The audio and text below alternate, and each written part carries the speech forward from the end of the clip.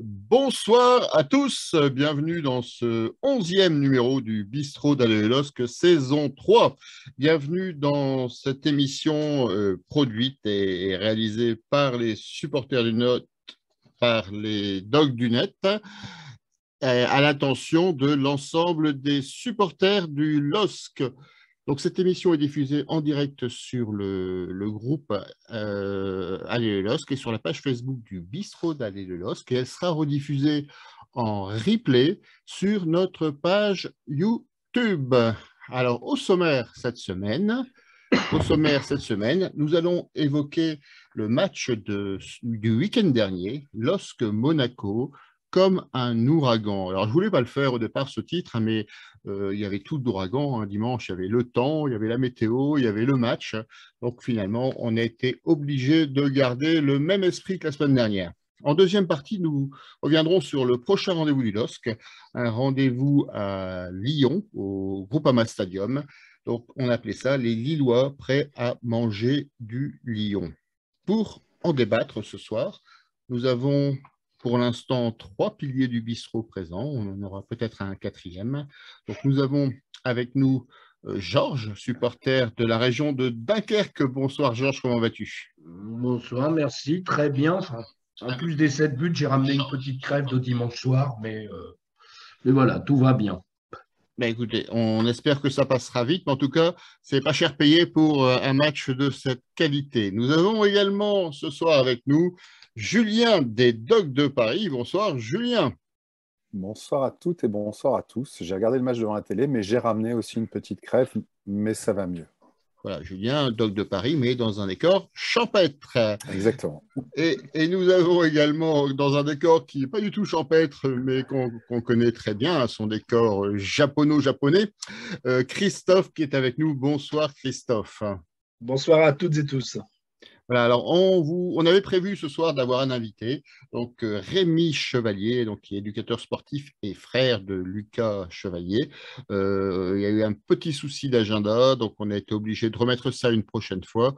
Donc on va se débrouiller entre nous, on salue Rémi et ben, on lui dit quand il veut, on remettra ça très certainement après la trêve Coupe du Monde, parce que notre programmation est déjà bouclée jusque la fin de cette demi-saison. On vous en parlera tout à l'heure.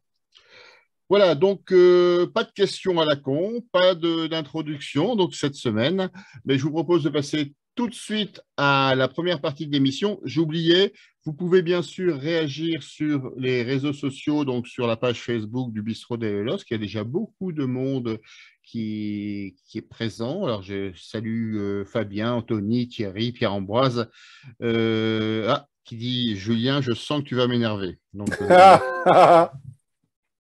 et il a compris, en tout cas, Pierre-Ambroise, je viens de lui dire, il a tout à fait compris.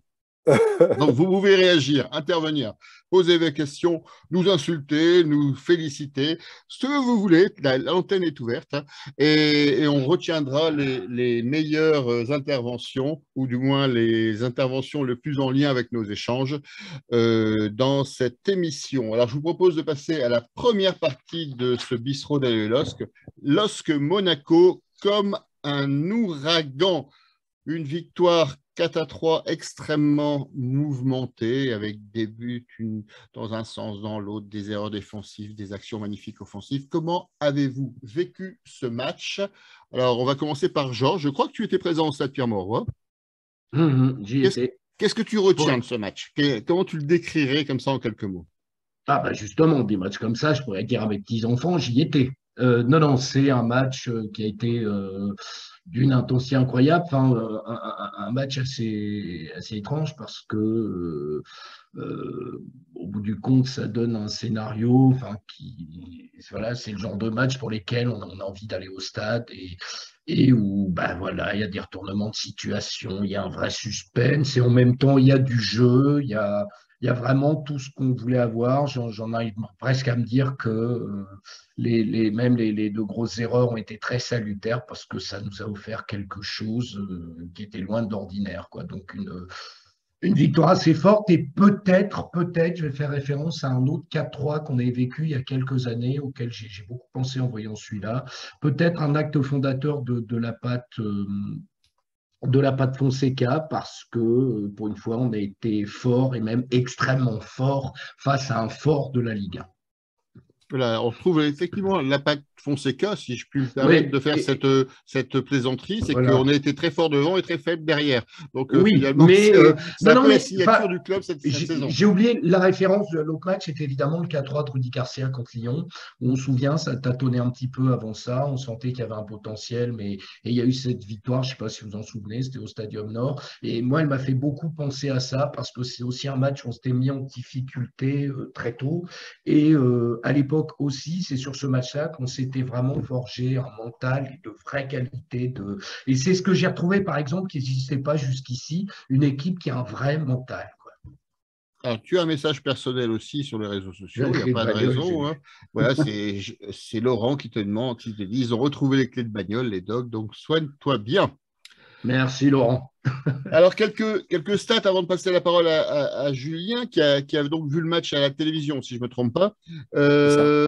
Donc, 4-3, bien sûr, 20 tirs pour Lille, 9 pour Monaco. Alors, par contre, un taux de réussite en cadrage qui est 6 tirs cadrés pour Monaco et 7 pour le LOSC. 60% de possession, 40% pour Monaco. 496 passes et 332 pour Monaco. 8 fautes à 10. 6 corners. 6 corners à 6, je crois que j'ai mal écrit, mais bon, on est sur un match qui est statistiquement, qui finalement, je pense, représente bien ce qu'on a vu sur le terrain. Comment tu l'analyses, toi, ce match, Julien? Comment tu l'as vu à la télévision? Bah, à la télévision, tu es forcément un peu moins dans l'ambiance, donc tu le vois un peu plus comme un spectateur de football lambda. Et c'est évidemment un des plus beaux matchs de la Ligue 1 cette saison. Ça a été dit par les commentateurs de la télé, de la radio en débriefing. Énormément de commentateurs ont dit qu'on n'avait peut-être pas assez parlé de Lille et que Lille était certainement l'équipe la plus plaisante à avoir joué avec le PSG, parce que le PSG a toujours des fulgurances voilà, qui font que c'est très plaisant. Mais en regardant ça en tant que téléspectateur, on a vécu une soirée incroyable. Et en tant que Lillois, bah, on a sauté 4 fois au plafond parce que tout, parce que les buts étaient beaux, plus jolis d'ailleurs que ceux de Monaco, et parce que en termes d'état d'esprit, depuis le match contre Lens, on a une nouvelle équipe, quoi. On a des mecs qui se bagarrent plus, on a des gars qui ont alors un peu plus de vis. Là, on l'a pas tellement vu sur ce match de Monaco pour le coup. On a surtout vu des mecs qui lâchaient rien et qui ont su revenir à chaque fois. Et moi, j'ai vu aussi des mecs qui montent en puissance et qui continuent à monter en puissance. Et ça, c'est super. Et c'est des recrues, des mecs comme Ismaili, comme André Gomes, qui continuent, comme Mounas, comme Cabella. Enfin, on a eu vraiment un très, très beau match des recrues. Donc ça, c'est ultra positif. J'ai trouvé qu'à la mi-temps, Monaco s'en sortait plutôt bien en rentrant au vestiaire à 2-2. Parce que, bah, évidemment, les 2 buts qu'on prend étaient évitables, et à commencer par la bourde de Lucas Chevalier. Mais surtout, on a eu quelques coups, quelques frappes de Bamba, de Ounas, qui auraient pu avoir une meilleure suite, ou à un moment, une petite passe de Bamba là, dans la surface de réparation, mais David est à l'arrêt, donc c'est compliqué pour lui de la prendre correctement. Donc, en jouant un tout petit peu mieux les coups, je pense qu'on pouvait rentrer à la mi-temps plutôt avec un 3-1 qu'avec un 2-2, et le match aurait été quasiment plié, parce que vraiment, offensivement, on a dominé ce match de la tête et des épaules. Nos déboulés étaient quasiment systématiquement dangereuses. Et ça, il faut avouer qu'il y a très peu d'équipes françaises aujourd'hui pour qui c'est le cas. Et quand tu es téléspectateur d'un match comme ça, t'es comme un dingue.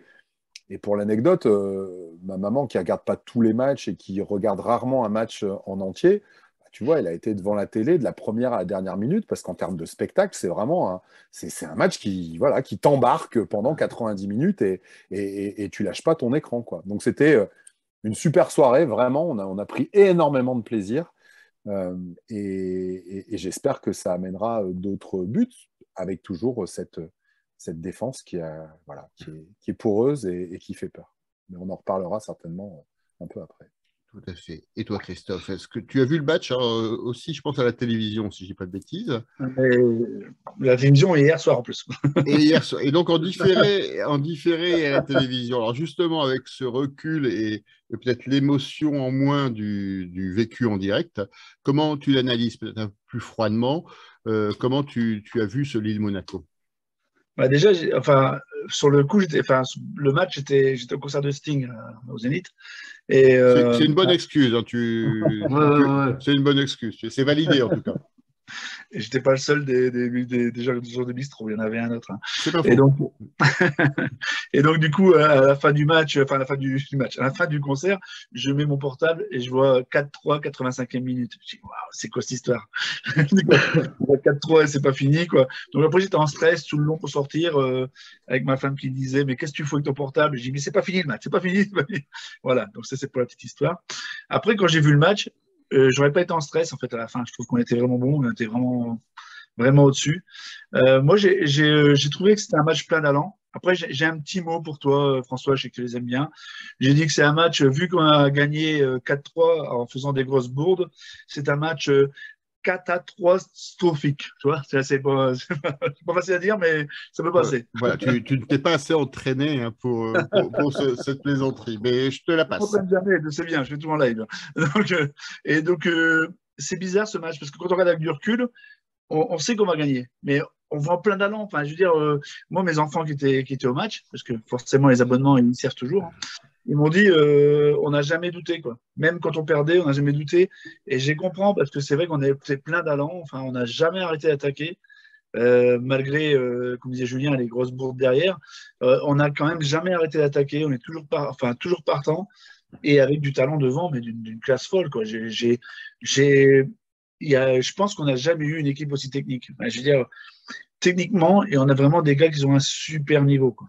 À commencer par notre arrière gauche magique, là, Ismaili, qui est quand même une technique de fou. Mais on a devant des gens qui font des combinaisons à une vitesse folle. Et quand n'importe qui, ces combinaisons à cette vitesse-là, ils peuvent faire mouche, quoi. Moi, j'ai pas trop de doute qu'on puisse taper n'importe qui avec cette équipe-là. C'est juste qu'il faut resserrer un peu derrière. On avait réussi à le faire les matchs d'avant, mais pour le ressenti du match, bah moi j'ai trouvé ça c'était génial, quoi. Vraiment plat d'allant. Moi, ça m'a fait penser à un autre match, mais qui est encore plus ancien, où un match contre Monaco de Wenger, où on avait perdu 4-2, qui était pour moi mon meilleur souvenir à Raymond-Pré. Avec C'était un match Glenn avec Glenn Exact. Hoddle, avec Atlé, avec Fofana, avec José Touré, il y avait du monde. Et nous, on avait Abedi Pelé, on avait quelques joueurs aussi, on avait Lamar dans les buts. Vandenberg, Ouais, on avait une sacrée équipe aussi. Et on perd 4-2 sur un match je merveilleux. me souviens. On a perdu les plus jeunes d'entre nous, hein. Mais là, j'ai trouvé ce À match-là. l'époque, la télé était déjà en couleur, il faut le préciser. Voilà. Tu vas pas remonter au Lille-Nancy de 78. Mais ce Avec match-là, le but de Dos Santos dans les arrêts de jeu, 4-3 aussi. je l'ai pas vu celui-là. Mais, Il y avait non, Platini. mais c'était un match merveilleux. Enfin, je veux dire, franchement, si ceux qui sont allés au stade, j'espère qu'ils ont envie d'y retourner parce que après un match pareil, plus le match de Lens avant, enfin voilà, on a beaucoup de raisons d'y retourner, quoi. Alors, dans les commentaires, on a Fabien qui nous dit quel suspense. Patrice qui nous dit bon anniversaire les DDH. On les souligne. Ouais, je voulais les souligner dans mon top et mon flop. Donc, on le verra. Donc, alors Pierre-Ambroise qui nous envoie un copier-coller d'une déclaration de Walid Acharchour qui est sur RMC. Alors, qui est un peu longue, je ne vous la citerai pas, mais qui, grosso modo, encense Lille. Alors, il y a une phrase, moi, qui me fait un peu tiquer dans cette déclaration d'Acharchour, c'est « Tout est maîtrisé, les joueurs aiment jouer ensemble ». Le tout est maîtrisé, je me dis, le jour où tout sera maîtrisé, on sera champion de France à ce rythme-là. Au contraire, je crois que justement, tu le disais tout à l'heure, Christophe, on a eu une équipe qui a fait des erreurs, mais qui a eu des réactions. C'est ça qui est salutaire et qu'il faut remarquer. Alors, justement, une équipe qui a fait des erreurs, une équipe qui a eu des réactions, je vous propose de passer tout de suite à vos tops et à vos flops. Donc les tops et flops côté Lillois et les joueurs qui vous ont marqué côté Monaco. Et en dernière partie de ce débrief, hein, on fera un peu le point sur justement ces défaillances en défense et ces fulgurances en attaque. Et on essaiera d'analyser par rapport au contexte et notamment par rapport aux absents. Est-ce que c'est une explication? Donc, mais pour l'instant, restons sur les tops et les flops. Qui veut commencer? Georges, ça fait longtemps qu'on ne t'a pas entendu. Allez, bye. Alors, moi, les tops, c'est compliqué d'en extraire quelques-uns, parce que j'ai envie de dire, devant, on l'évoquait, hein, ce qui est hyper compliqué avec l'espèce de quatuor offensif qu'on a, matiné en plus d'un Ismaili c'est que le danger, il peut venir de partout, il peut venir de n'importe comment, parce que Monaco était des fois bloc bas, il se faisait perforer, Monaco jouait plus haut, il se faisait contrer, c'est-à-dire qu'il y a toujours une solution offensive par rapport à un schéma de jeu en face. Et donc, j'ai un peu occulté les quatre de devant et mettre en avant celui qui est peut-être le maestro, justement, de ce fonctionnement de jeu, ce chaînon manquant qui nous a manqué, qui a fait un match extraordinaire, c'est André Gomes. André Gomes qui, sur une touche de balle, renverse tout, fait basculer le jeu. Il est incroyable. C'est vraiment le joueur qui nous manquait, l'idéal pour permettre aux quatre devant de s'animer. Donc, je vais le mettre lui. Je vais mettre aussi celui des quatre qui n'a pas marqué parce qu'il a été au moins aussi impressionnant que les autres. C'est Jonathan David, notamment il est impliqué sur bien 3 buts.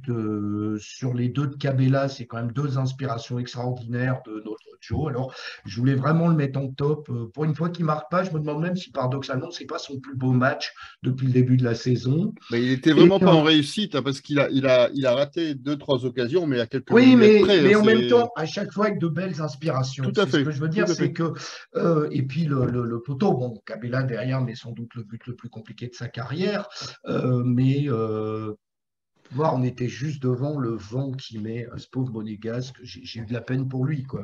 Il y a tout sur ce but. Hein. Il y a tout, c'est incroyable. Il y a la course, il y a l'arrêt, il y a la technique, la fin de corps, il y a le passage, il y a la frappe du bout du pied quasiment. Il y a tout ce que doit savoir faire un grand attaquant. En gros, ce qu'il fait sur un terrain, s'il le fait dans la rue, ça s'appelle un viol. C'est vraiment, il lui a fait une misère.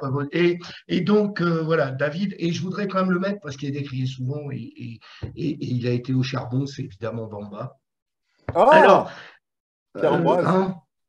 oui, non, mais Bamba, il est top, il fait un match, même avant.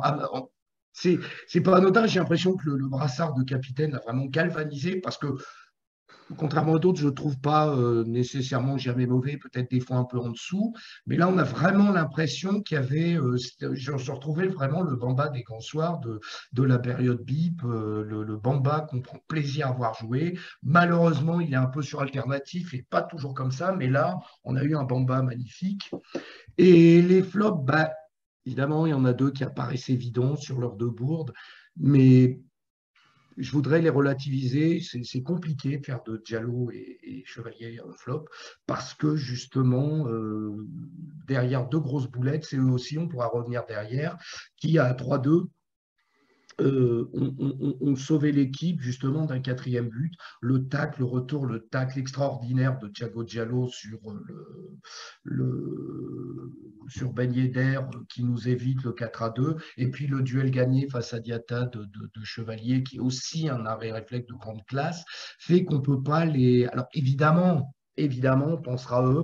Moi, je ferais plus un flop global, par contre, sur le but de Chevalier, sur le positionnement tactique de toute l'équipe, quasiment, où je ne comprends pas comment on peut avoir une telle densité de joueurs dans une surface de réparation. Normalement, il faut jouer beaucoup plus haut, quoi, quand tu as des joueurs lillois qui sont beaux. Alors, ça n'occupe pas la faute de main de Chevalier, mais évidemment, il y a beaucoup de monde dans la surface et c'est nettement plus compliqué pour un gardien de but d'anticiper un ballon avec une telle forêt de joueurs. Donc, je dirais le placement sur le coup franc dans le centre de la défense lilloise qui a permis au Monégasque de jouer très haut aussi et d'avoir une surface bien remplie, quoi. Moi, j'ai un autre flop sur cette action. c'est Adam Ounas qui fait une faute qui est complètement Oui, inutile, aussi. qui Oui. est grossière et qui finalement amène ce coup franc. Et s'il n'y a pas de coup franc, il y a pas de mauvais placement de la défense et il n'y a pas de faute de main de Chevalier. Donc je Ouais, il voulais. fait sa faute après un sprint défensif de 50-60 mètres. Enfin, je veux dire, bon, il n'est pas lucide là-dessus. Après, Non, mais ça suit pas tout, mais bon. alors Mais À Monaco, enfin vas-y, tu voulais continuer, Georges. non, non, je voulais juste dire, mais vraiment, cette idée, je l'ai vu dans un autre match, je ne sais plus lequel, sur un coup franc, pareil, le gardien de but fout un défenseur à chaque poteau. Dire, les attaquants en face sont régalés à mettre un écran de joueurs pour masquer le gardien. Donc, ça, voilà. Et après, alors, au niveau monégasque, ben, c'est marrant parce qu'en revoyant le match, j'ai relativisé. À chaud, je voulais vraiment mettre la charnière défensive monégasque en big flop. Et en fait, je me suis rendu compte que c'est surtout le milieu monégasque qui a été largué parce que derrière, les pauvres, ben, ils voyaient arriver du monde de partout, quoi. Et c'est justement parce que il y a eu la possibilité des deux Gomez de transmettre autant de ballons que ben, les défenseurs monégasques ne pouvaient rien faire. Ça sortait de partout. Et en revoyant le match, c'est plus les deux milieux monégasques que je placerais en flop que la défense elle-même, quoi. La défense, elle a été surclassée, c'est clair, mais je pense que le boulot était facilité par la façon dont les deux milieux ont dominé, les deux Gomez ont dominé les débats, quoi. Et un top, oui, un top quand Vas-y. même à Monaco, parce qu'il reste. Alors, il a vendangé un petit peu, mais il est là sur tous les bons coups. Et dès qu'il touche le ballon, les seuls moments où j'étais inquiet, c'est quand lui touchait le ballon. C'est l'éternel beignet d'air. Alors, Christophe, est-ce que tu rejoins un peu cette analyse de top et flop, même si Georges a cité beaucoup de monde, hein, donc Oui. On a quasiment Bah tous non, il les y en a joueurs. trois, hein. Il y a trois tops et il n'y a pas de flop. Non, Alors, Hein. alors moi, je veux David dire, Bamba, André Gomez. pour me démarquer un peu, je veux dire, moi, je mettrais le côté gauche Ismaili Bamba, qui est quand même extraordinaire. Je veux dire, Ça ça, fait 2 Bamba déjà. voilà. Vache. Non, mais moi, Bamba, c'est souvent, hein. Moi, j'aime bien. Mais, mais je trouve qu'Ismaili Bamba, c'est vraiment, on a un niveau de technique qui est extra. Extra. C'est vraiment beau à voir. Je vous avais déjà dit le match d'avant, hein, si vous voulez revoir ce qu'ils font, c'est super. Et là encore, mais c'est du très très haut niveau. Non, malheureusement, à droite, on a plus de mal à trouver du liant entre Ounas et quelqu'un. Mais Bah, et Diakité, normalement, hein. ouais, Diakité. Après, des fois, c'est pas Diakité, c'est Zalewka. Enfin, on change un peu à droite. Mais on a plus de mal à trouver ce liant-là. Et puis Ounas, il est un peu plus perso que peut être Bamba, donc c'est un peu plus compliqué à jouer avec Ounas. Mais ce côté gauche, pour moi, il est vraiment extra et je me régale à les regarder jouer. Euh, David, je suis d'accord, hein, David, je pense qu'il les a foutus, mais il les a bougés tout le match. Enfin, après, c'est pas lui qui marque, hein, mais qu'est-ce qu'il a été fort encore. Après, j'ai bien aimé le petit Angel Gomez. Alors, j'ai pas trop aimé son début de match, je trouve qu'il était un peu léger. Et après, il a réussi à se mettre un peu au niveau. Et après, je trouve cette faculté à trouver des passes en diagonale à 50-60 mètres, lui, ça nous fait vraiment du bien. Parce que dans notre style de jeu, on ne l'avait pas trop ça avant. Enfin, on avait Font ou Botman qui s'y tentait, mais c'était pas toujours précis. Là, oui, c'est plus précis que ça. C'est vraiment, ça peut vraiment faire du mal à l'adversaire. Parce que quand on fait un petit jeu d'un côté, lui il va balancer de l'autre côté et on a des trous. C'est vachement bien. Donc après, il y a plein de tops. Moi, alors, si je devais dire des flops, je dirais le premier quart d'heure de deuxième mi-temps de notre charnière centrale, qui était complètement à la rue. Franchement, ils ont eu du mal de chien à se placer les deux. Et on voit bien qu'ils se parlaient, mais qu'ils n'arrivaient pas à se trouver. Et là, on a vraiment eu des gros, gros trous pendant 15 minutes. Et pourtant, Donc, ils parlent la même langue, hein. ouais, mais bon, on parle pas le même football, peut-être, je sais pas, mais c'était une rue 15 minutes, mais très très difficile. Et enfin, ça se voyait vraiment à la télé. Et on se dit, merde, mais c'est quoi ce trou de jamette? Après, ils sprintaient comme des cons, mais bon, bah, ils vont vite. Heureusement, ils vont vite.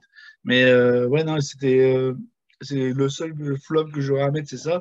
Et après, on peut parler de Chevalier, mais Chevalier, on parle de l'arrêt réflexe. Moi, l'arrêt qui m'a fait vraiment, qui m'a marqué, c'est la frappe enroulée de Golovin Ah, avec le petit rebond avant, quoi.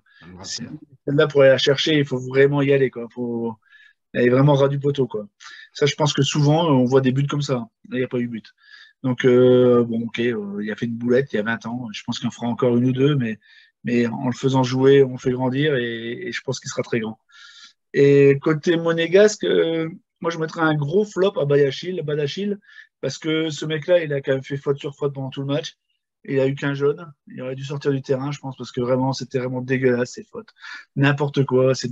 Un bloc sur Ounas, une grosse tanasse dans le dos de Cabella, avec l'arbitre qui siffle pas toujours faute. D'ailleurs, ces deux fautes-là, il les a pas sifflées. Il n'y a rien eu. Il n'y a même pas eu faute. Et il se prend quand même un jaune dans le match. Et je pense que s'il était à la rue, ça s'est bien vu. Et l'arbitre doit le sanctionner. Hein. Je suis désolé. Hein. C'est pas parce qu'il a joué une sélection ou deux, je sais pas, mais voilà. Il n'y a pas de raison qu'il reste sur le terrain en faisant des fautes aussi grossières. Et puis après le reste de l'équipe, ben, j'irais comme Georges. Moi, Ben Yedder, moi, je suis fan de Ben Yedder aussi. Hein. C'est vraiment un super joueur de foot. Il pue le football, ce gars-là. C'est vraiment agréable à voir jouer, quoi. C'est le troisième but, je crois, ou le deuxième but, je sais plus, où il fait l'amorti de la poitrine, le centre entré dans la foulée Après, ouais, c'est la grande classe. à la vitesse de l'éclair, c'est magnifique, quoi. Donc, ouais, non, Monsieur Ben Yedder. Alors, quelques réactions, hein, sur les réseaux sociaux avant de passer la parole à Julien. Donc, on a Olivier, top la réaction d'orgueil, flop la tenue de match des Monégasques horrible. Jean-Marc, Bamba en rentrant dans le cœur du jeu a apporté beaucoup de décalage. Fabien Ismaili, c'est le monsieur plus du LOSC. Non seulement il est très bon, mais en plus il bonifie les joueurs autour. Alors, Life qui nous dit Monaco, c'est l'AG2R de la Ligue 1, donc C'est vrai. on en reviendra après. Je crois qu'en flop, alors en top, il dit l'ambiance grandissante dans le stade. Donc, c'est l'occasion de saluer les dogs d'honneur qui ont fêté leur 10e anniversaire avec beaucoup de bougies. Donc, en tout cas, on leur souhaite 10 prochaines années de la même qualité. Et c'est vrai qu'une ambiance dans le stade, une ambiance de folie qui était assez sympathique. Et en flop, Life nous dit le maillot de Monaco et Dizazi qui nous chambre après le premier but. C'est vrai qu'il est quand même très moche, le maillot de Monaco. On y reviendra peut-être après, mais en tout cas, ils n'ont pas remporté l'Oscar de la couture. On a Jean-Marc qui nous dit vous êtes dur de mettre des tops sur ce match. On a des jeunes, des erreurs, ils en font encore. C'est ce qu'on a dit. On a mis des flops avec encouragement. Je pense pas qu'on les ait descendus.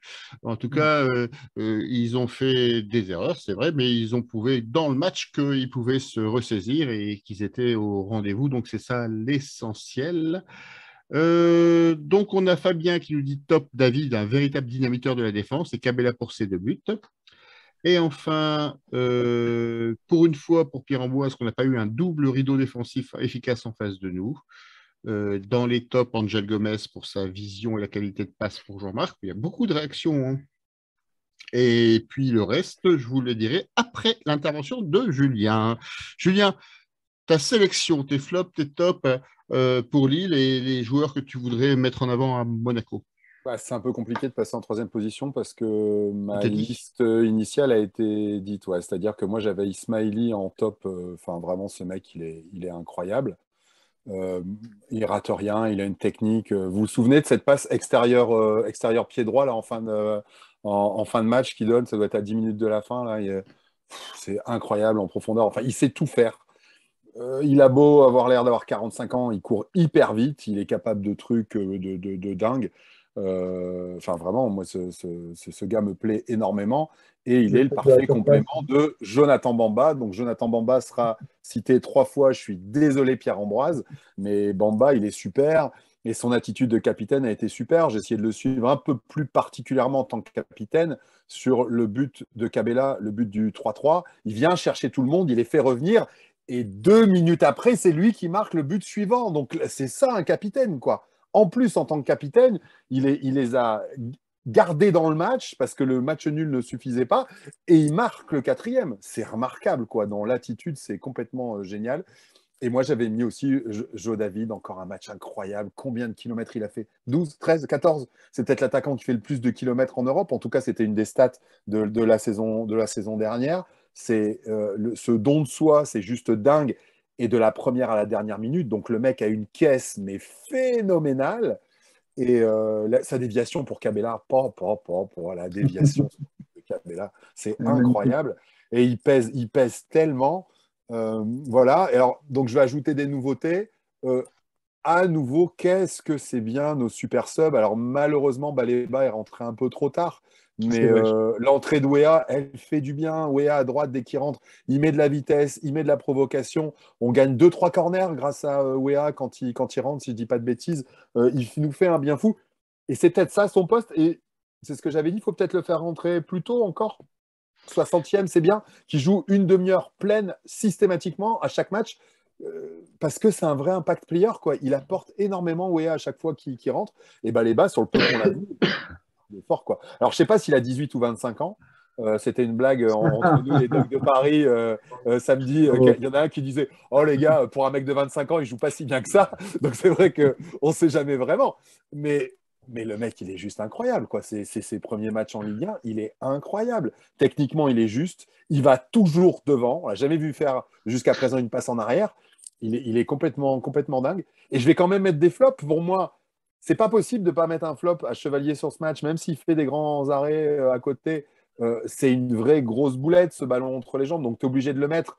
Mais en même temps, c'est un flop où on aurait mis le même à Maignan lors de sa première saison avec Lille parce qu'il a fait des boulettes. Et aujourd'hui, c'est un des 5 meilleurs gardiens. Alors, je disais européen à table tout à l'heure. Mon fils m'a repris en disant papa, c'est un des 5 meilleurs gardiens du monde. Donc, je cite mon fils. C'est un des 5 meilleurs gardiens du monde, Mac Maignan. Donc, on peut souhaiter la même chose à Lucas. Et en effet, il a que 20 ans. C'est sa première saison de Ligue 1. C'est pas anormal de faire ça. Et ce qui est à noter, c'est qu'il n'est jamais sorti de son match. Derrière, il sort des grands arrêts.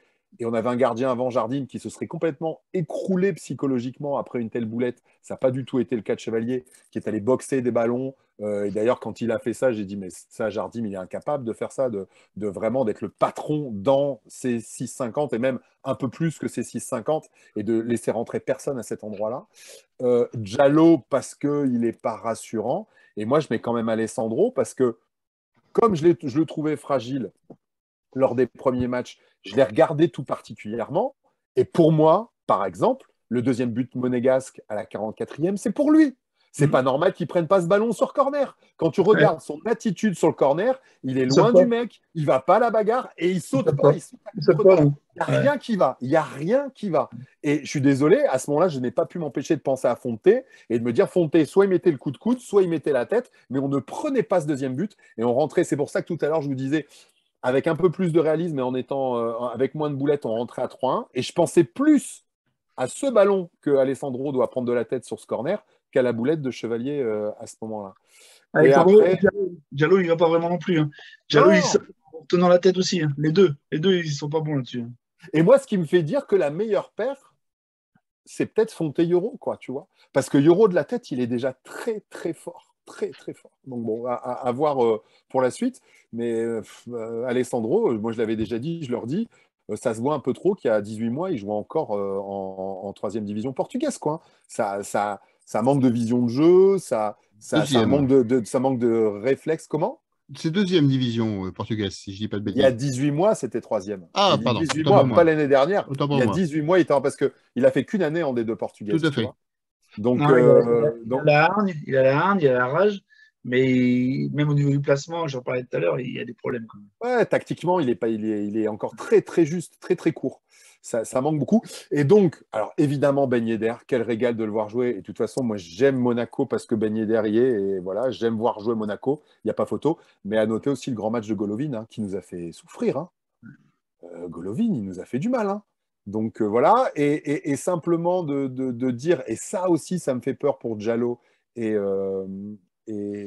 Alessandro, compléter un peu ce que disait Christophe, c'est pas tellement pour moi les 15 premières minutes de la deuxième, c'est les 5 dernières minutes de la première, parce qu'il y a une relance de merde de Diallo à la 43e, une grosse frappe de Golovin qui arrête super bien Chevalier, il fait un super arrêt, et la 44e, c'est ce fameux corner où Alessandro ne saute pas et on prend le but. Donc là, tu as les 5 dernières minutes de la première. Et ce qui veut dire quand même qu'il y a un quart d'heure de mi-temps et les mecs qui reviennent, ils ont toujours la tête dans le seau. Parce que comme tu l'as dit, les 10 premières minutes de la deuxième, catastrophique. Et on en reprend un à la 52e. C'est compliqué, hein. Les mecs, ils sont fragiles. Et d'autant que cette faute de Diallo sur le but de Ben Yedder, un, c'est des trucs qu'on ne doit pas voir, et deux, c'est vraiment la faute de quelqu'un qui a la tête dans le seau, quoi, qui est pas bien dans sa tronche, qui est pas serein. Donc bon, c'est voilà. Moi, les deux m'inquiètent. Je suis pas sûr qu'on ait trouvé la formule pour la Préfonte, et je suis très surpris d'avoir lu beaucoup l'inverse, d'avoir vu dans la Voix des Sports un 8 pour Alessandro et un 6 pour Ismaili. Alors, je me suis dit, mais on n'a pas vu le même match, je comprends pas, ou on comprend pas le foot de la même façon. Et c'est Olivier Fosseux qui met ça. Je n'ai pas compris, Olivier, pourquoi il met ça. Et par ailleurs, j'ai lu des éditos, des machins, où ils disent, ouais, la Préfonte est gérée. Mais la Préfonte n'est pas du tout gérée pour moi. À mon avis, il y a toujours deux trucs.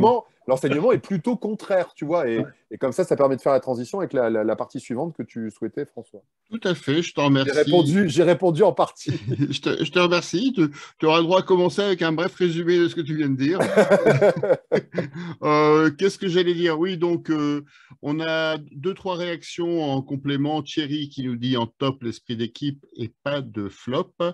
Et Olivier qui nous dit en flop, on peut ajouter Neubel qui n'est pas vraiment un cadre de la Ligue 1. Donc effectivement, on va dire qu'à Monaco, ils ont remporté le prix Neubel. Elle est faite, on va être tranquille avec ça. Alors vous ne le voyez pas parce qu'il a dû subir une cure de... Qu'attends, Christophe n'est pas d'accord sur Neubel. Non, je ne suis pas d'accord sur Neubel. Ouais. Parce que Neubel, il a fait des matchs dégueulasses en début d'année, donc tout le monde s'est foutu de sa gueule. Sur ce match-là, si vous regardez les buts, dites-moi ce qu'il peut faire, quoi. Rien. Il peut rien, pour moi, il ne peut rien faire sur ses buts. Il se fait crucifier sur chaque but. Voilà, et les actions qu'il a eu à faire, il les a faites. Pour moi, Neubel, c'est un bon gardien. Il s'est réveillé il y a 5-6 matchs de ça. Il a fait 5-6 super matchs, dont notamment le match à Paris. Et pour moi, c'est vraiment un top gardien. Et mettre 4 buts à Neubel, c'est pas rien. Alors, ceci étant précisé, donc je vous laisse réagir sur cet échange justement sur les réseaux sociaux. Donc, il est avec nous, vous ne le verrez pas. Et puis, il a su se remettre du décès de sa mère, Chantal Neubel. C'est à cause de Sacha Distel. C'est à cause de Sacha. Est-ce que vous allez laisser le lancer l'avenue de Baptiste, nom de Dieu? Bon, vous le verrez pas parce qu'il a masqué son image. Il a vraisemblablement passé une séance de Botox chez son chirurgien esthétique, mais il est avec nous et il pourra nous donner ses tops et ses flops. Baptiste, est-ce que tu nous entends? Vous m'entendez? Ah, on t'entend parfaitement. Parfait. Alors, au niveau des sur le Tour de France, est-ce que vous m'entendez? Allô, Léon, vous m'entendez? Oui, Gilix. Je vais dire, je ne vous entends pas. Lâchez les vachettes. Voilà. Baptiste, est-ce que les vachettes te laissent la paix? Est-ce que tu peux nous donner ton sentiment sur les tops et les flops? Oui. Donc, en top, forcément, Rémi Cabella, exceptionnel. Autant de 2 buts. Après, voilà. Bon, on ne l'avait pas encore dit, c'est vrai. Voilà. J'essaye d'être un peu original, comme le fait François dans une célèbre émission Cop Nord. Mais donc, Rémi Cabella a été exceptionnel. J'ai trouvé André Gomes meilleur que André Gomes, alors que pourtant, je ne sais pas ce que vous en pensez, mais les notes régionales et nationales donnent André Gomes meilleur. Moi, j'ai trouvé André Gomes qui a été plus performant. Et surtout l'entrée des joueurs qui a été très très très importante. Bayo qui a failli être auteur d'une passe décisive à Timothy Weah, donc très important. Ça fait du bien de voir des remplaçants puisque ça fait 2-3 matchs. Quand ils rentrent, ils font la différence, même si bon derrière il n'y a pas de but. En flop, je rejoins ce qu'a dit Julien. La défense centrale sur le fait que ben voilà, on l'a perdu. On l'a perdu, mais c'est la moto. Hein. On l'a perdu. Alors, on passe la parole à Cédric Vasseur. Cédric. En fait, ça doit être le Botox en fait, qui lui a pris les lèvres et en fait, qui l'empêche de parler. Bon, Baptiste, quand tu peux te reconnecter, on te reprendra. Donc, je vous propose de passer à la rubrique suivante. Je voulais refaire un dernier tour de table avec Baptiste. Est-ce que tu nous entends? Alors, revoilà la sous-préfète. Est-ce que tu nous entends? Allô? Baptiste, est-ce que tu nous entends? Oui, il faudrait d'abord enlever ton micro, si je puis me permettre. Voilà. Donc, Baptiste, nous, on t'entend. Enfin, je parle déjà. Vous m'entendez? C'est parfait. Oui, on t'entend, Baptiste. À vous, Cognac G. Alors, oui, monsieur, donc je vais revenir au flop. Hello, everybody, Nelson Montfort. Non, mais au niveau du coup des flops, donc je l'ai dit. Et après, au niveau top de Monaco, Je n'ai pas trouvé de joueur exceptionnel. Honnêtement, voilà. Ouais. Franchement, non. C'est tout ça pour nous dire ça, Baptiste. J'en suis désolé. Bon, alors, pas de flop non T'es plus, là, Lille, c'est ça? Alors, on l'a perdu. Ça va être compliqué, ça. Ah, on je suis voit. là, je suis là. Je suis là. Ça va être compliqué. Comment font les animateurs de radio? Dites-le moi, je ne sais pas, je n'ai pas compris. Donc, je vous propose de passer à la dernière partie de ce débrief.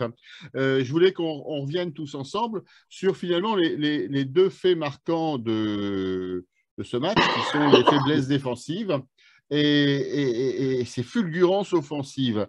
Dans un match, et c'est ça le fait marquant, qui était marqué par la double absence de Joseph Fonte et de Benjamin André. Est-ce qu'on a remarqué finalement cette double absence? Tu as déjà commencé à y répondre, Julien. Qu'en est-il pour Benjamin André? Est-ce qu'on a vu qu'il était absent?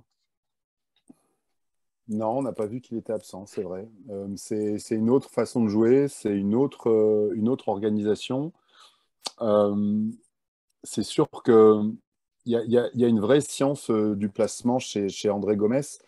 Mais il y a une chose qu'il ne faut pas oublier, c'est qu'André Gomes, il est que de passage, il est prêté, il a un salaire qui est absolument inabordable pour le LOSC, on est juste en train de le relancer et l'année prochaine, il ne sera plus là.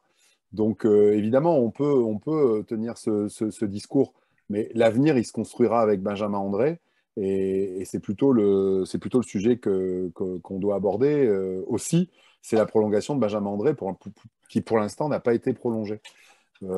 Après, oui, évidemment, c'est formidable, on l'a dit tout à l'heure, son jeu a une touche de balle, sa capacité à dévier rapidement et à mettre des ballons en profondeur. D'ailleurs, il prend des risques, hein, André Gomes, parfois, hein, ce qui fait que le ballon peut revenir vite et dans l'axe et être un peu dangereux. Mais alors, quand ça passe, quel bonheur, quoi. C'est de l'orfèvrerie, c'est magnifique ce qu'il fait.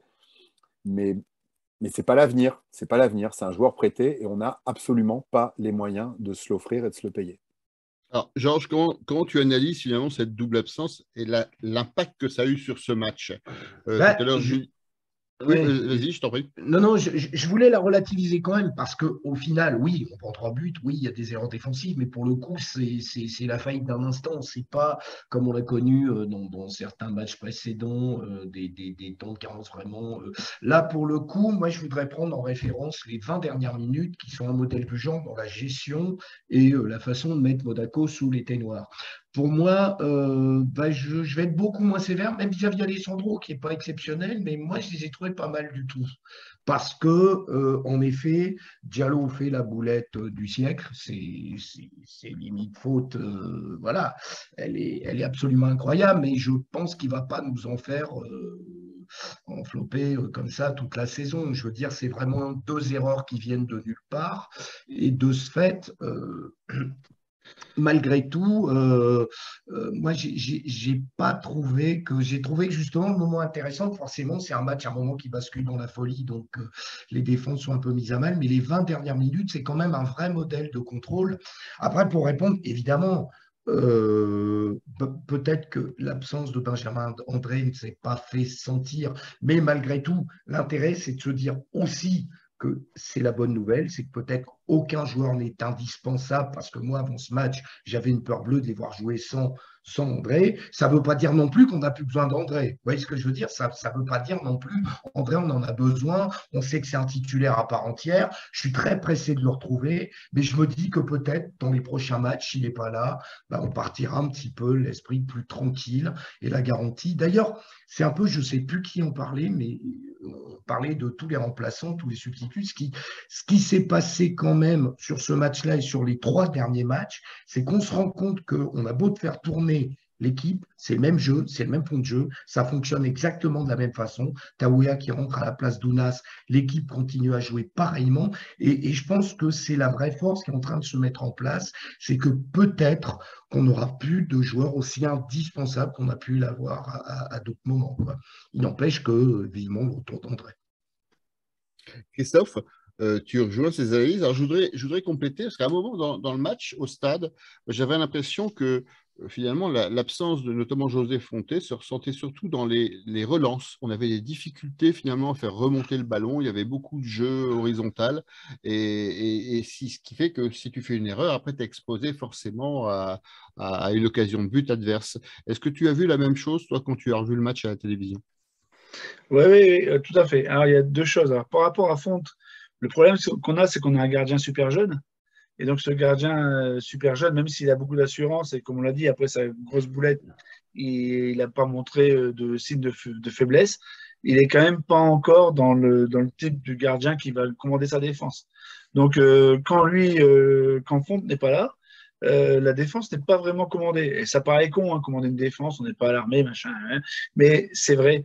Et on voit, et on l'a vu que sur certaines phases, et surtout la phase où je suis d'accord avec Julien, c'est les 5 minutes de la fin de la première mi-temps plus le premier quart d'heure de la deuxième, où vraiment on n'était pas placé du tout. Enfin, on avait vraiment un mal de chien à se placer.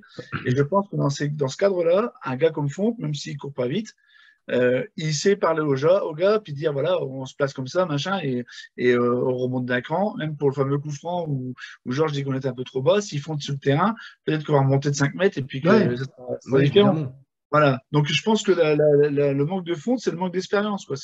Et on n'a pas le patron. On n'a pas le patron en défense. Enfin, voilà. Je pense que Ismaili, c'est un mec génial, mais c'est pas un patron. C'est un artiste. C'est vraiment un artiste, mais c'est pas le patron de la défense. Et puis, donc, c'est là le manque qu'il y avait. Après, par rapport à André, je suis pas tout à fait d'accord qu'il nous manquait pas, parce que je pense que sur la première demi-heure, il nous manque beaucoup. Il nous manque moins dans la fin du match, mais sur la première demi-heure, on a eu des gros trous au milieu de terrain, on avait du mal à se passer, et même des relances un peu dégueulasses parce que on allait chercher à faire des trucs qu'on savait pas faire. Je pense qu'un mec comme André, sa grande vertu, c'est que déjà, il récupère un maximum de ballons. Au duel à la tête, il est quasiment imbattable, alors qu'il n'est pas si grand que ça.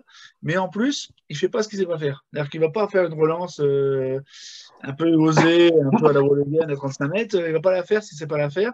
Et donc, il est moins risqué qu'un mec comme Angel Gomez qui va essayer de jouer propre tout le temps, quoi.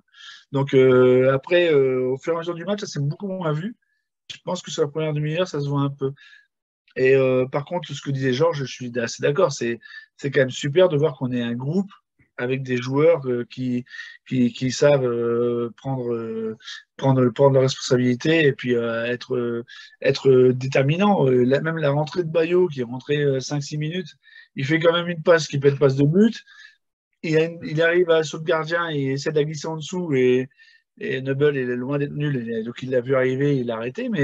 Mais franchement, c'était bien la rentrée des remplaçants. On se dit, tout le monde est concerné et tout le monde commence à croire qu'il y a quelque chose à faire. Et ça, c'est déjà le super important. C'est dans un groupe, si les gens y croient qu'il y a un objectif qu'on peut atteindre, eh ben, ils vont y aller, quoi. Par contre, en défense centrale, je reste toujours très, très, très circonspect sur le fait qu'on n'ait pas pris un défenseur central au mercato. Ouais, Et je ça, pense qu'au mercato d'hiver, il faut en prendre un absolument. Absolument, Parce absolument. que ouais, voilà, mais ça, n'importe qui a un expérimenté plutôt bon, un gars de Nantes, enfin, qui se perdrait, qui s'emmerderait, quoi. Parce qu'ils ont Un deux mec pas mal. chauve, un Nantais chauve, par exemple. Voilà, ils en ont deux pas mal à Nantes. Il y a lui, puis l'autre, tu Mossad, machin tôt, là, qui est pas mal non plus.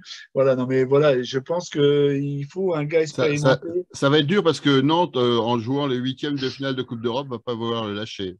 Alors, Ah, ouais. justement, c'est pour ça que je jouais. Non, mais je veux dire, je pense il y qu'il en a faut quand d'autres, même oui. penser parce que on a quand même une faiblesse à ce niveau-là. À propos de l'entrée de Bayo, d'ailleurs, Cabella a dit en interview après le match qu'il fallait continuer à soutenir Bayo parce qu'il était incroyable à l'entraînement, qu'il montrait des trucs de fou et que ce qui lui manquait juste maintenant, c'était du temps de jeu et de la confiance. Il fait une bonne rentrée, hein. C'est ce que dit Cabella. Son entrée, pas dégueulasse. Ouais. Ouais. Par rapport à Mmh. au peu de choses qu'il a Et montré au match précédent, sur les 2-3 minutes qu'il a joué, il y a une ou deux actions et une qui pouvait être déterminante. D'ailleurs, il faut le souligner. Et j'ai l'impression qu'il a sacrément maigri, non? Vous avez eu la même impression ou pas? Sur les dernières photos que j'ai vues de lui, soit prises à l'entraînement, soit là sur le terrain, j'ai l'impression qu'il s'est délesté de quelques kilos en Il paraît trop. que le diététicien du LOSC l'a mis au régime sec. Donc, Mmh. Non, non, mais c'était un truc sérieux ce que je vous disais. ouais, moi non, aussi, mais je suis pas très remarqué, sérieux. Je suis très mais sérieux. si Euh, 7 minutes, une passe de but quasiment et une grosse occasion de but, c'est pas mal quand même. Ouais, c'est pas mal. Tout à fait. Julien, je t'ai vu faire un geste à un moment. Tu voulais prendre la parole ou tu voulais… Non, je voulais dire simplement que la relance, ça peut être très vite géré. La relance, elle est à gauche, c'est tout, hein. On a aujourd'hui un bloc qui bascule à gauche et il suffit, c'est un peu exagéré, mais tu donnes le ballon à Ismaili, il va le bonifier parce qu'il va soit faire une passe à Bamba, soit il va jouer sur André Gomes qui rejouera après en triangle. Parce que ce jeu en triangle aussi, là, pour sortir très rapidement, quand on revoit ça, et Prime Video, ils ont fait des palettes sur le sujet. C'est magnifique, hein. Qu'est-ce que c'est beau, hein. C'est aussi pour ça qu'on prend autant de plaisir. C'est c'est le jeu à la Nantaise des années 80. C'est vraiment c'est un football qui est hyper bandant. Donc, c'est sûr que si on joue comme ça toute la saison et qu'on arrive à gagner plus de matchs qu'on en perd, parce que c'est quand même toujours la thématique quand tu as une défense qui est encore un peu fragile, bah, ce sera super. Pardon, il y a une araignée comme ça qui est là. Ah ouais, d'accord. Ok. C'est beau la campagne, mais c'est flippant.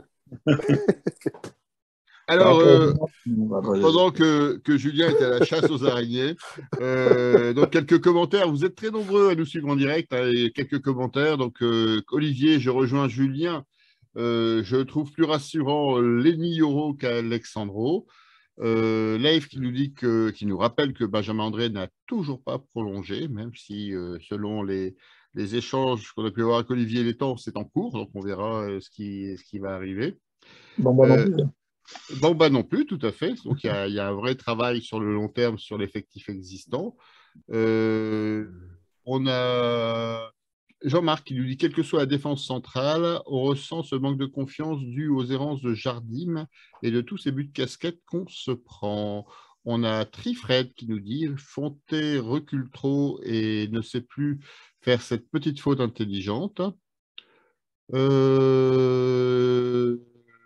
Alors, Fabien qui nous dit Girotto de Nantes, hein. Je pense que c'est à lui que tu pensais, C'est ça, je voulais Christophe. dire. André Girotto. André Girotto. Et Trifred qui nous dit pourquoi pas Djikou de Strasbourg. Voilà.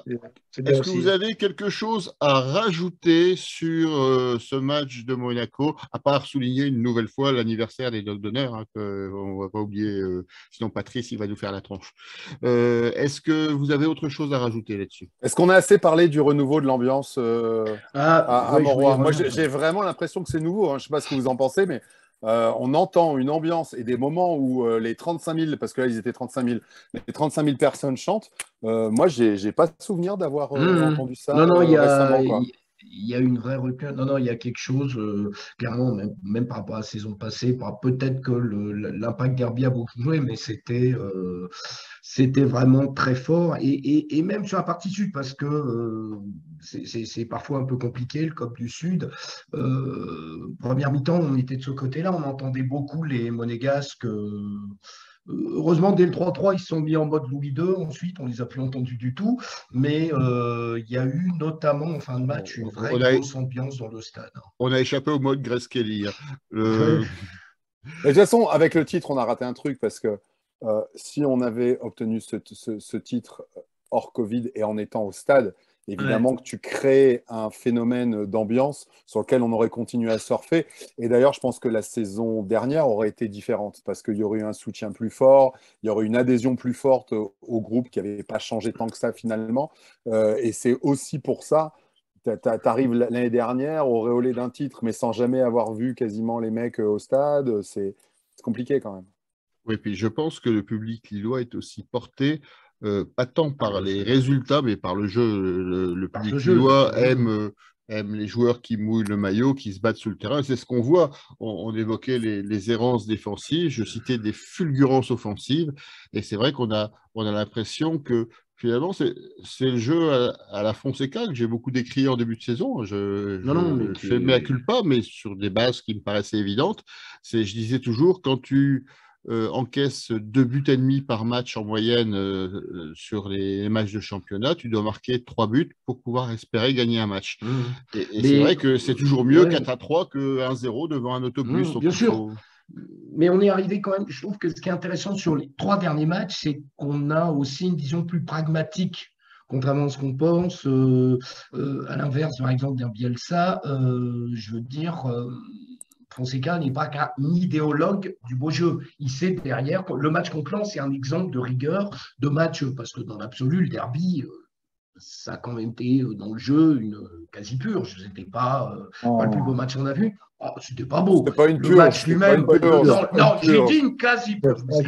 Par rapport à ce qu'on voit habituellement, c'est quand même un des matchs où il y a moins de jeu, moins de Une mouvement, purge, c'est quand Bamba est pas sur le terrain. Ça, c'est une purge. Voilà, par exemple. Mais en tout cas, justement, ce qui était très intéressant dans ce match, c'est qu'il a su gagner un match autrement qu'en faisant du jeu. Et c'est pour ça aussi que les 20 dernières minutes sont intéressantes, parce qu'on aurait pu poursuivre dans l'enflammade et l'emballement, et on a su pendant 20 minutes se mettre en mode gestion. Les 20 dernières minutes sont très calmes, on bloque totalement les Monégasques qui ne sont plus du tout dangereux après le 4e but, et on se permet même d'avoir de petites occasions qui auraient pu permettre de creuser l'écart. Et ça, je trouve que c'était très intéressant. Ce moment, éviter l'enflammade, parce que c'était peut-être l'occasion de marquer des buts, mais c'était peut-être l'occasion d'en prendre aussi. Donc ce côté gestion, moi, je l'ai trouvé pas mal du tout. Après, il y a peut-être encore un autre phénomène concernant l'ambiance, c'est que ce jeu qui est développé à base aussi d'exploits individuels d'Ounas, de Cabella, ça correspond bien à ce que recherchent aujourd'hui les plus jeunes, quoi. Tu vois, moi, c'est ce que j'appelle le football. Oh, le bâtard! Tu vois, voilà. Donc, où on se satisfait de magnifiques gestes techniques. Je n'ai jamais vu une description aussi précise du jeu de football moderne. Je n'ai jamais vu une description aussi précise. Moi, je le vois comme ça. Et c'est parfois fascinant de voir des gamins faire 2 minutes sur un petit pont. Bon, ok, le petit pont, c'est bien, mais il a perdu le ballon derrière, juste, je te le rappelle. Et en fait, c'est un sport collectif. Et il y a quand même beaucoup de jeunes qui sont comme ça. Et je pense que ce football qui est déployé aujourd'hui, alors nous, on va en avoir une autre lecture dans le fait de mettre plus le pied, machin, de solidarité. Mais eux, ils vont aussi beaucoup voir les exploits individuels. Et ce qui fait que d'ailleurs, quand tu regardes les plus jeunes, les commentaires des plus jeunes sur les réseaux sociaux, il n'y en a que pour Ounas, tu vois. Oui. Ounas, c'est Dieu sur terre. Parce que c'est ce mec qui est capable d'effacer un gars à tout moment. Et ça correspond bien à cette vision du foot, peut-être un peu plus individualiste et vachement basée sur le fait d'effacer un adversaire et de lui mettre la misère et de l'humilier un peu, quoi. Mais justement, enfin, sur Ounas, ce qui est intéressant, je vois en première mi-temps, parce qu'il a un geste un peu grillé comme ça, mais c'est pas du tout du geste inutile. Hein. En première mi-temps, je ne sais plus qui il met sur orbite, bah, ça doit être Ismaili. Voilà, c'est un petit geste gris, talonnade un petit peu, et finalement, c'est à chaque fois dans le sens du jeu. On a connu comme ça une espèce de virtuose qui faisait des contrôles du dos juste pour plaire à la tribune d'Auteuil, je ne nommerai personne, et où des fois ça amenait des choses juste pour briller inutilement. Je trouve que justement ce que j'aime chez Ounas, c'est qu'en effet il a ce côté un peu le bâtard. Strass et paillettes. Ouais, j'appellerais ça plus pudiquement Strass et paillettes. Le bâtard! Non, pas confondre. Il y a le jeu Lensois qui est le jeu Albater. Là, c'est Albater. Moi, je trouve que le niveau, ce qui peut attirer le public aussi, c'est ce niveau groupe, parce qu'il y a quand même un groupe qui était remanié assez beaucoup au mercato, et je trouve qu'il y a une ambiance qui est née dans ce groupe depuis un peu avant le derby, mais le derby, ça c'est beaucoup. D'ailleurs, j'ai regretté qu'ils soient allés si peu pour les supporters à la fin du match. Ils ont juste fait un truc, ils sont barrés. Je pense que c'était l'occasion de rester un tout petit peu plus. Je ne dirais pas rester 5 heures, hein, mais rester au moins 4-5 minutes, discuter un peu et puis faire un peu la fête avec les supporters. Ils auraient peut-être dû le faire parce qu'il y a un groupe qui est en train de naître. Et il ne faut pas que ce groupe naisse sans les supporters. C'est un ensemble. Et je trouve ça pas mal que.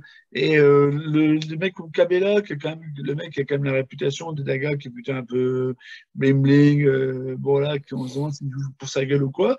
Et on se rend compte que ce gars-là, il s'est fondu dans un ensemble et ça a l'air de bien se passer. Donc ça, c'est super important d'avoir enfin pour moi, hein, dans ma vision du football, d'avoir l'impression d'un groupe qui joue ensemble. On sait bien que l'année prochaine, il peut se passer plein de choses, qu'ils ont plein d'agents, des contrats, des machins, tout le bordel, que c'est compliqué pour eux, mais ils prennent du plaisir, ils le montent sur le terrain. Et l'image que j'ai, c'est Jonathan David. Ce mec-là, je pense qu'il finira dans un grand club, parce qu'il est quand même stratosphérique, mais il prend du plaisir. Il est dans un grand club. Ouais, mais il finira dans un plus grand club encore. Un plus grand club. Et ils sont peu nombreux. Bah ouais, il reste Strasbourg et puis. Mais non, mais voilà, je pense que le plaisir qu'il montre là, enfin, ça peut attirer les gens. J'espère que ça attirera plus les gens que le fait de faire des. Après, je, quand tu dis les gris-gris, tu disais, Georges, tu disais les gris-gris, ils sont pas toujours inutiles. Quand le gris-gris, il est super bien fait, qu'il est dans une Là même, action, c'est ce que je dis. Mais là, ils ne sont pas, ouais. Ah bah bien franchement, sûr, non, mais c'est fait c'est pour ça rien. qu'Ouna, c'est une régalade. Voilà. C'est- Quand c'est c'est- fait pour rien, voilà. Les interviews de Cabella sont intéressants à ce niveau-là parce qu'on en avait déjà parlé, mais c'est le moment de le rappeler. Vous vous souvenez que lors de sa toute première interview, il avait dit: je suis arrivé, les premiers entraînements, c'est incroyable, ici, ça pue le football.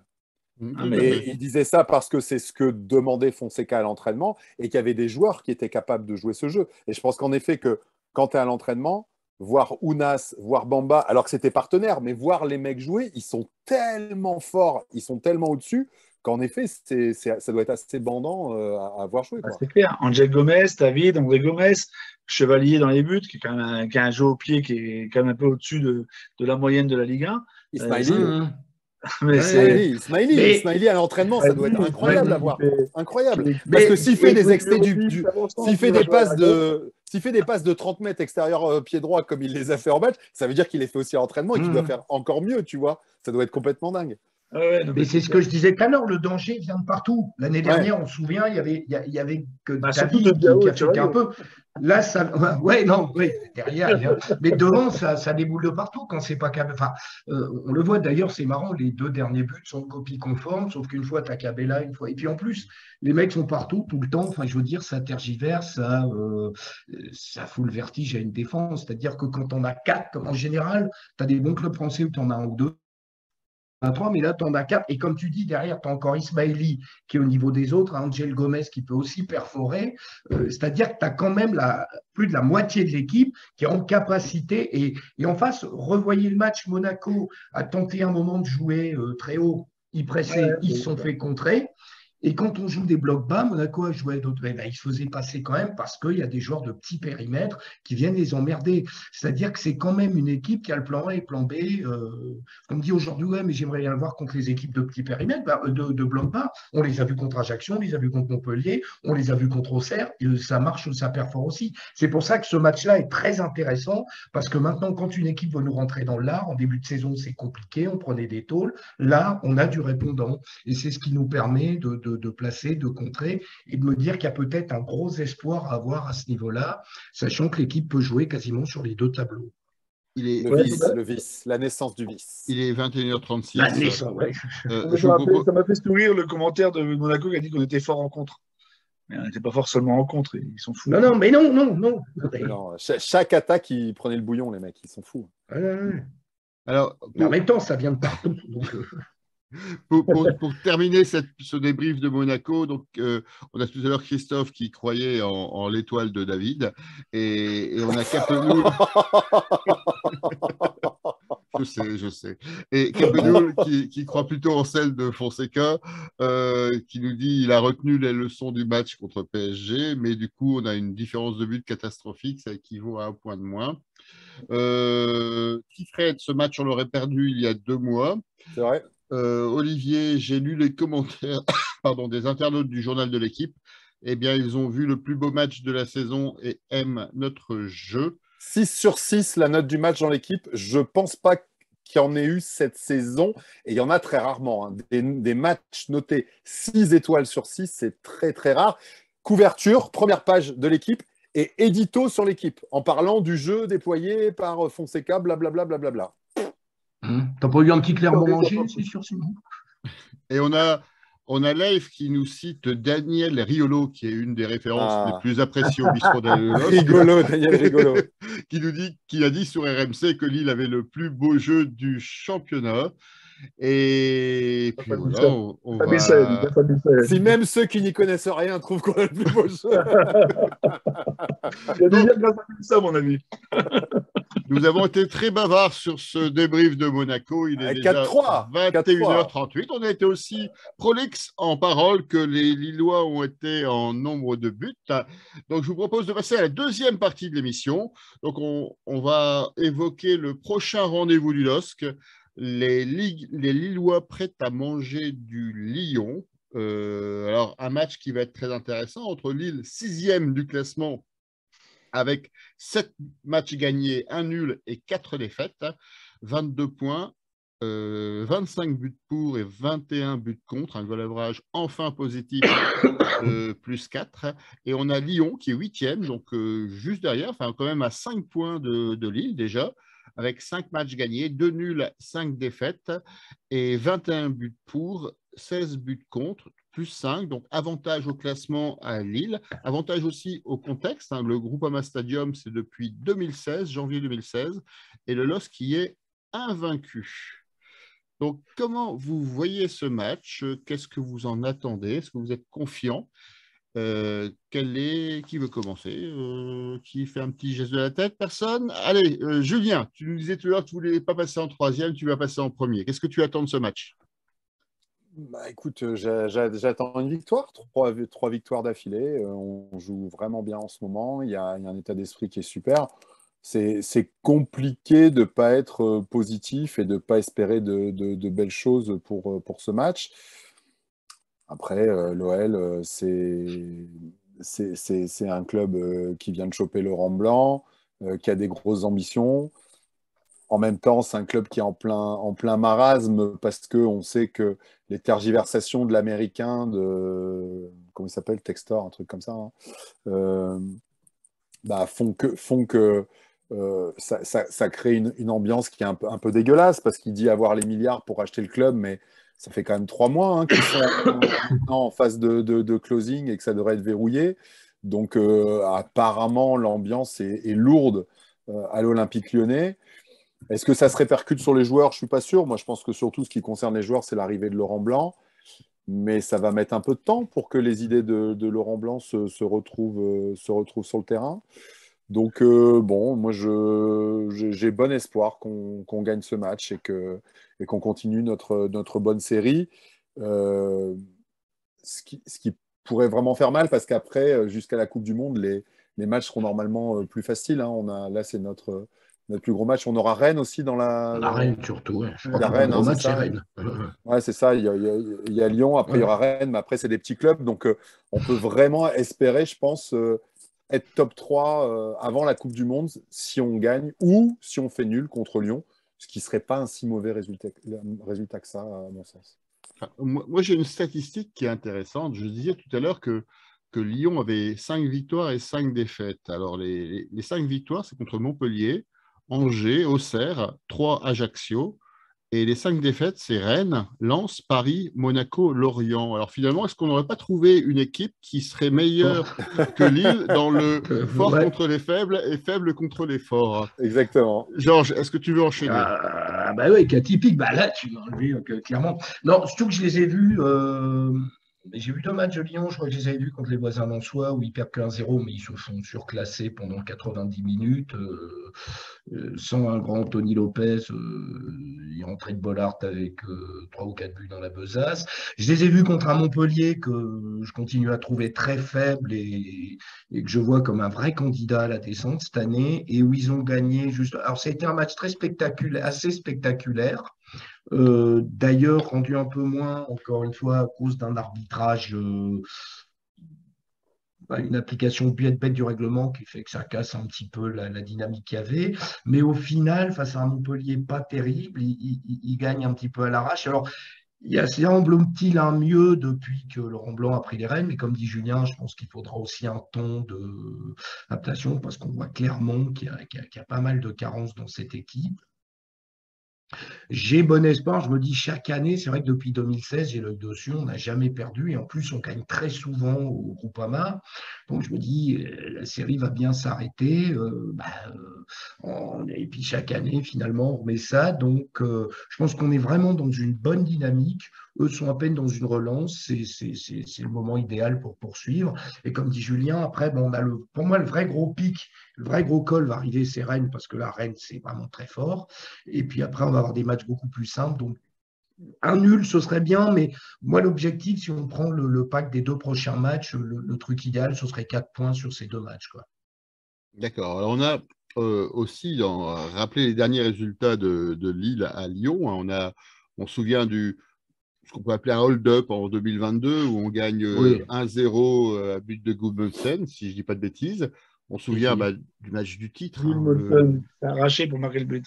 Ouais. On se souvient du match du titre, 2-3, donc avec notamment les 2 buts d'Yilmaz et le but de David, et notamment ce fabuleux coup franc juste avant la mi-temps. En 2019, une victoire 0-1 avec un but d'Ikoné. La dernière fois où on a perdu des points, c'était début 2019, donc sur la saison Avec la 2018 à Ah non. 2019, avec Soubaré et Rémi, 2 buts partout. Et ensuite, en 2017, là aussi, il y a 2 matchs. Donc, au mois de novembre pour la saison 2017-2018, on gagne 2-1. Et en janvier 2017, où on gagne également 2-1. Donc, on est invaincu, 5 victoires et 1 match nul au Groupama Stadium. Est-ce que, Christophe, tu ne crains pas la fin de série? Ah bah si, moi, à chaque fois, je crains la fin des séries. Je la craignais déjà contre Lens l'année passée, tout le monde m'a ri. Ma question n'était pas innocente. Hein. Mais on est sur une série légère. Ça passe. Non, franchement, je sais pas quoi penser. En fait, la fin des séries peut-être, mais par rapport à Lyon, je trouve ils ont pas trouvé leur défense. Enfin, et, par exemple, si nous on dit notre défense, on cafouille, mais eux c'est pire encore, je trouve. Ils ont changé de système 2-3 fois, ils sont passés à 4, à 5, à 3 et 4 milieux. Enfin, ils cherchent un peu. Et je trouve qu'ils n'ont pas. Ils ont Boateng qui est un peu vieillissant. Enfin, ils n'ont pas des joueurs. Ils ont pas des joueurs foufous en défense. Des fois, ils mettent Mendes. Et je trouve que c'est vraiment une grosse faiblesse chez eux. Et après, ils ont le melon lyonnais, la Casette, ce qui est bon. Ils ont Mbappé, c'est le melon d'or, mais le melon d'argent, c'est quand même la Casette qui peut pourrir investir à lui tout seul, donc ça peut nous arranger aussi. Mais qui joue devant et qui peut nous aussi venir foutre sa merde dans ce club. Et j'espère que ça marchera dimanche en cherchant un peu. Mais non, je pense que leur défense, c'est vraiment un problème. Et j'espère bien qu'on va gagner parce que je trouve enfin, après Blanc, je pense que Blanc, c'est vraiment un très bon entraîneur. Bon, il n'est pas gratuit, hein, mais c'est un très bon entraîneur.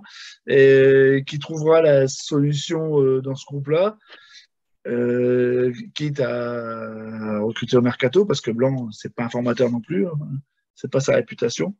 Mais, on a la chance de les rencontrer avant, et je pense qu'il faut qu'on en profite.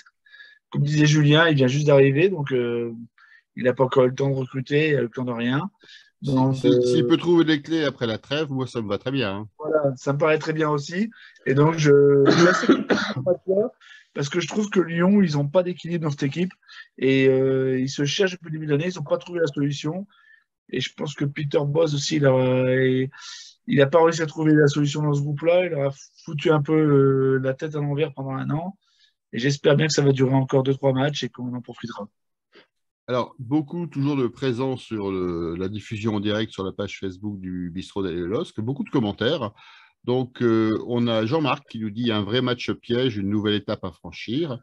Trifred, ils vont avoir Dobiande absent, donc qui était expulsé contre Montpellier. Donc, défensivement, ils vont être affaiblis. Donc, ça va un peu dans le sens que tu disais, Christophe.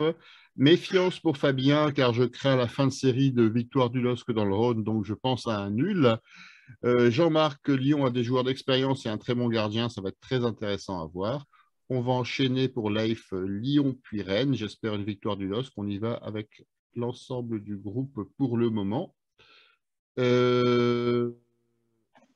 Attention au coaching du président qui va tenter de nous piéger. L'arrivée de Blanc et la victoire à la dernière minute à Montpellier remotive les Lyonnais, donc méfiance. Ouais, c'est vrai. Hein. Pour Capello, tout à fait. Quand tu gagnes comme ça un match à la dernière minute, forcément, tu as un nouveau coach, tu peux ressortir un peu gonflé. Ouais. Mais je pense qu'il y a vraiment des grosses carences. Et voilà. Et Jean-Marc, si j'interprète ce qu'il dit, c'est Lacazette, il a peut-être un gros melon, mais face à nos défenseurs centraux, il faut faire attention. Donc voilà, je ne sais pas si vous voulez rajouter autre chose sur ce match, sur ce que vous entendez, sur vos craintes? Non, moi je voudrais dire merci à tous ces gens qui participent. Là, il y a vraiment beaucoup de monde aujourd'hui. Ça veut dire qu'ils en ont rien à foutre de PSG Maccabi. Donc bravo à vous, vous avez raison. Nous aussi, on s'en fout. Et ça rend l'émission vachement plus agréable, tous ces commentaires. Voilà, donc j'ai oublié de dire ce que je dis d'habitude dans ces circonstances en début de match. On ne vous donnera pas les résultats du match PSG en direct parce qu'on ne regarde pas. Donc, pareil, ça fait 5-0 pour Maccabi, mais bon, je pense certain. Bon. Je vous propose de terminer cette émission avec le traditionnel tour de table des pronostics. Donc, vous pouvez réagir sur les réseaux sociaux, donnez-nous vos pronostics. Ils sont d'accord, ils disent on s'en fout du PSG, on s'en tape, PSG, c'est qui? Voilà, donc en gros, on est sur la même longueur d'onde et c'est pour ça que vous êtes si nombreux ce soir. Donc, je vous propose de commencer ce tour de table des pronostics. Alors, Georges, toi qui es un spécialiste des pronostics qu'on a pu que saluer à moitié la semaine dernière. Quel est ton pronostic pour ce match au Groupama Stadium? Alors, au Groupama Stadium, il y aura 1-2. Avec un doublé de David qui va se remettre en train. Parce que frustration de ne pas avoir marqué dans son extraordinaire match de la semaine dernière. Julien, est-ce que tu as un pronostic pour ce match? Mon cœur de supporter a envie de te dire qu'on va gagner là-bas, mais je vois un match nul. Et ce serait pas si mal. Alors, Christophe, est-ce que tu es plus optimiste ou tu tranches finalement cet avis du match nul ou tu serais au contraire plus craintif? Non, moi je suis pas toujours optimiste, mais là je suis assez optimiste en fait. Je trouve que leur équipe elle est pas très bien équilibrée, et avec notre jeu qui a de l'allant, je pense qu'on peut vraiment, vraiment les faire douter. Et moi je dirais 2-0. Je dirais 2-0 et but de David et de Bayo. Eh ben, écoute, tu rejoins presque Trifred qui nous pronostique 1-3 avec un doublé de David et un but de Bayo. Life qui nous dit 0-2 avec Wea et David. Fabien qui est plus pessimiste, 0-0, premier match sans but du LOSC. Et Jean-Marc, Lyon 3, LOSC 5 et une Pédieu. Donc, il est. La Pédieu, c'est garanti. Hein, j'apprends 3-5, il y en aura un peu plus qu'une, je pense. Ouais, en plus. Je pense aussi. Au moins une Pédieu. Le bistrot n'est pas là de fermer si ça se passe à 3-5. Ouais, on a Capenoul qui nous dit 2-3, David Bamba et premier but de Bayo. Donc voilà, on a fait le tour de cette actualité de la semaine pour le LOSC. On a fait le débrief de Monaco, le match de Lyon. Il est l'heure de se quitter. Donc, je voulais remercier, comme Julien l'a fait, l'ensemble des internautes qui ont été présents ce soir. Je crois que c'est notre record d'audience cumulée, entre guillemets. Enfin, en tout cas, on est resté très longtemps à un nombre de présents qui était assez impressionnant par rapport à nos statistiques habituelles. Et on voulait tous vous en remercier. Donc, merci aux internautes qui nous font confiance. Merci aux piliers présents ce soir. Donc, merci à toi, Georges. Mais de rien, merci à vous et merci à tous, en effet, d'avoir autant participé. Je suis en train de voir, c'était très riche, en effet. Merci, Julien. Merci à Pierre-Ambroise, je suis désolé, je l'ai beaucoup chambré avec Bamba parce que c'est un petit truc qu'on a entre nous, il n'aime pas beaucoup Bamba, moi je l'aime beaucoup, mais tu as vu, Pierre-Ambroise, j'ai mis un Fred Perry en hommage à toi, hein, c'est pour toi ça. Hein. J'ai aussi un message personnel pour toi, Julien, c'est tu as oublié de rentrer les vaches. Donc n'oublie pas. C'est les brebis ici. Ici, c'est les brebis. Merci Christophe, merci pour ta participation. Merci à Terre Toutes et Terre Tous. Voilà, donc bonne soirée à tous. Donc on se retrouve la semaine prochaine pour une nouvelle émission. On débriefera le match de Lyon et le prochain rendez-vous du LOSC qui sera un rendez-vous à Pierre-Mauroy contre le Stade Rennais. On vous fera gagner des places pour ce match-là d'ailleurs contre le Stade Rennais. Je vous souhaite à tous une très bonne semaine. Vous seriez déçus si on ne poussait pas notre cri de guerre. Donc on va le faire à 3. 1, 2, 3, tous ensemble. Allez, LOSC! Voilà, à bientôt. Ciao. Bonne soirée à tous. Bonne soirée. Salut.